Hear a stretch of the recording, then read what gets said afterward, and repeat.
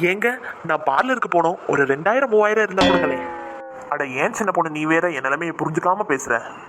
நானே இந்த மாசம் இஎம்ஐ, பைக்கு சர்வீஸ் கூடணும், வாடகை, மளிகை இதெல்லாம் நினைச்சு பயந்துகிட்டு இருக்கேன். கைக்கு எப்படா காசு வரும்னு வெயிட் பண்ணிக்கிட்டு இருக்கேன். பையன்ட்ட வேற கையில காசு இல்லைன்னு சொல்றானே, அவன் சட்டப்பைக்குள்ள இந்த ரூபாயை வச்சு விட்டுருவான். அவன் தேவைக்கு எடுத்து இதை செலவு பண்ணிக்கிட்டான். ஏங்க, மழை பெய்ய போற மாதிரி இருக்கு, நான் போய் துணி எடுத்துட்டு வந்துடுறேன். ஆ, இவரோட சட்டைக்குள்ள இவ்வளோ காசா? இதை அவர்கிட்ட சொல்லிட்டு பார்லருக்கு நம்மளே எடுத்துக்கலாம்.